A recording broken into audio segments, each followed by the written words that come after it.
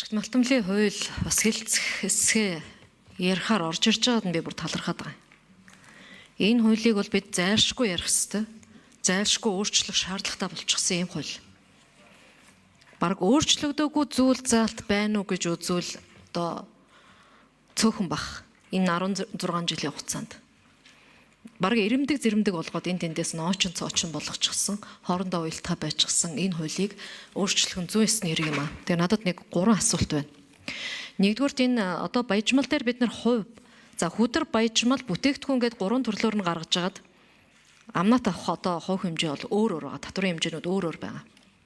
За гэтэл тухайлах юм бол төмрийн өдөр дээр агуулгаас нь хамаарад ийм хэмжээтэй агуулгатай байх юм бол нөө чанараас нь хамаарад ийм байвал хүдэр гэж үзнэ, ийм байвал баяжмал гэж үзнэ гэдээ ингээд гаргачихсан.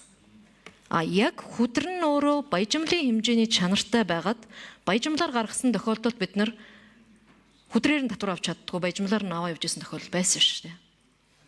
Тэгээ энэ хуулийн төсөл дээр яг энийг зохицуулсан хаасан заалт ерөөс орж ирэх байх юм. Энийг яаж хаах юм? Маш өндөр чанартай баяжмал хүдэр гаргангуудаа түүнийг огт баяжуулаагүй мөртлөө баяжмлаар гаргаад хүдрээр гаргах ёстой байсан, төлөх ёстой байсан татвараас зугтсан асуудлууд байдаг. Үүнийг яаж хаах вэ? Нэг. Хоёрдугаарт энэ ашигт матамлын нууц ашигласны төлбөр гэдэг нэр томьёо өмнөх хуулийн дээр байж байгаа сүлд өөрчлөлтөөр наваа иччихсан. За яг энэс болоод одоо Эрдэнэ төлбөр дээр маш том асуудал. Сангийн яам татварын ерөнхий газартайгаа Эрдэнэ төлбөр шүүхтэд эцсийн дүндээ ялчин явж байгаа шүү дээ.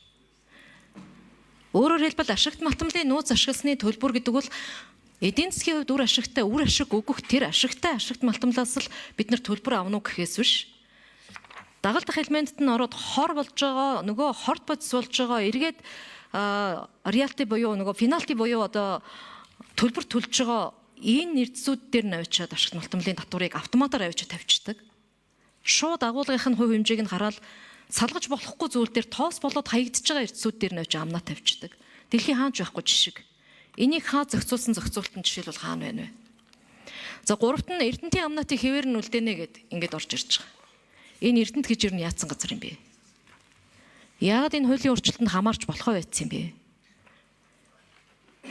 Антре оюутлогоо гэд ярихаараа хөрөнгө оруулалтын тусгай гэрэмэрэ гэж хийж байгаад янз бүрээр бууруулад байдаг.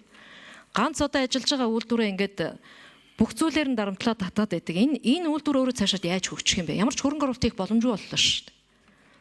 Цаашдаа энэ төсөл ер нь одоо нөөцөө нэмэгдүүлээ дахиад 100 жил явна гэдэг энэ 100 жил ер нь яаж оршин тогтнох вэ? Ядаж төсөвт нөлөөлнө гэж байгаа бол за 1 минутын нэмж өгье. Өрөөндөө гүшүүн. Хэрвээ үнэхээр одоо энэ амнатын өөрчлөлт нь орж ирээд төсөвт огцом нөлөөлөх гээд байна гэж байгаа бол ядаж үе шаттайгаар өөрчлөх асуудлыг оруулдаг юм уу? Эрдэнэ төлбөр өнөөдөр борлуулалтын орлогынхоо 50%-ийг бүх төрлийн татварт өгч байгаа шүү. Борлуулалтын орлогынхоо 50%-ийг ийм аж ахуйныг хаач байхгүй. Тэгээ яаж хөрөнгө оруулалтаа цааш нь авч явах юм? Дээр нь ашигын 50%-аар ногдол ашиг авч байгаа. Тэгээ яаж хөгжих юм? Та бүхний баталж өгöd байгаа тэр нөөцийг ашиглаад цаашаа энэ 70-80 жил чи энэ үйлдвэр юугаараа хөрөнгө оруулалтаа хийх юм? Татаад л байвал. Аюулгүй байдал хүнийхээ эрсдэлгүй аюулгүй байдлыг яаж хангаж ажиллах юм? Ажилчдынхаа ахуй хангамжийг яаж сайжруулж ажиллах юм? Энэ үйлдвэртэй нэг боломж олохгүй мó? Тэг ингэж ялгаж үйлчилж байгаад бол би үнэхэр сэтгэл дундуур байна. Энэ дэр бол эсрэг байгаа. Гэхдээ энэ хуулийн төслийг хэлцэх хэсгийн дэмжиж засаж сайжруулаад явах нь зүйтэй гэж бодож байгаа. Эдгээр асуултуудаас хариулт авъя. За ажлын хэсгийн 5 номерын микрофон дамжин нэмсэ. За би сүүлийн 2 асуултанд нь хариулъя. Гурав дахь эхний асуулт нь манай бацын дараа хариулна. За манай үүрээ гишүүн болвол стон нэг зовлон үдсэн үндэ.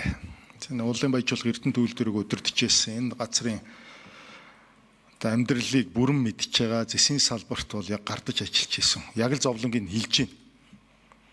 Аж үйлдвэр эрх соёлын яамны хувьд салбарынхаа одоо ганц одоо энэ бахархал болсон үйлдвэрээ аль болох урт хугацаанд аваа явуучих гэсэн бодолтой байдаг. Ийм зарчмаар бид хуулийн төслөө боловсруулсан.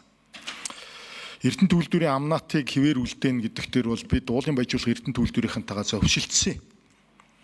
Манай яам ажлын хэсгийнхаа хүрээнд угна. 4 жилийн хугацаанд одоо байгаа 15% амнатаараа яваад ингээд тэрнээс цааш буулгаад ингээд явъя гэд зөвшөөрсөн. Бас салбараа өөдөн татыг бид нар хүлээн зөвшөөрөё. Төсвийн орлого бас тасраад иж магадгүй гэж. Ингээд одоо хууль тогтоомжийн тухай хуулиараа хууль өргөн барихад сангийн яам хууль зүйн төргийн яамнаас зөвшөөрөл авдаг.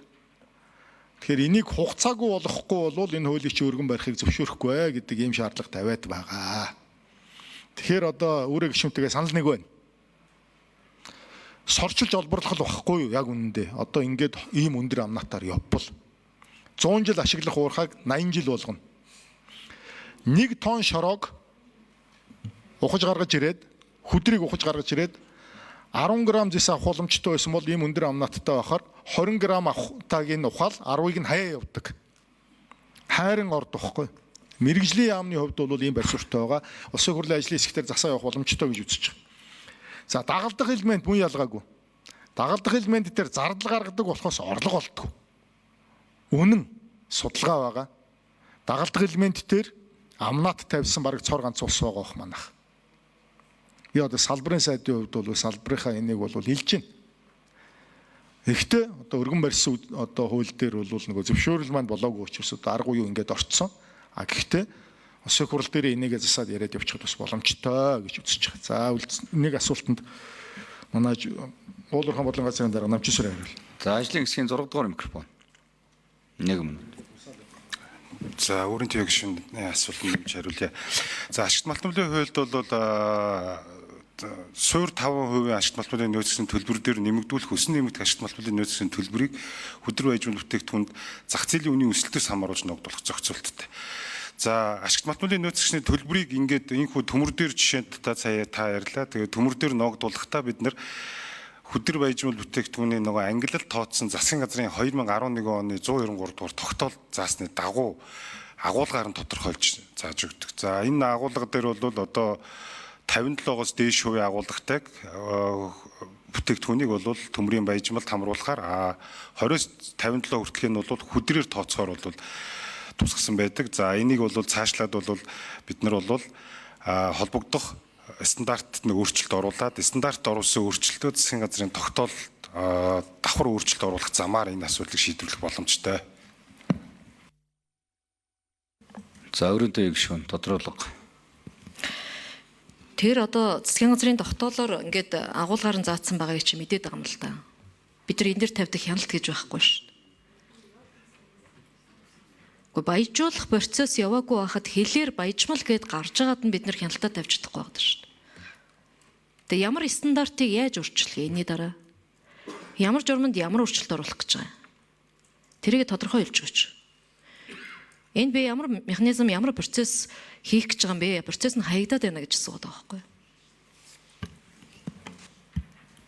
Ажлын хэсэг хэдэн номер вэ? Гараа өргөөрэй. 6 номерын микрофон.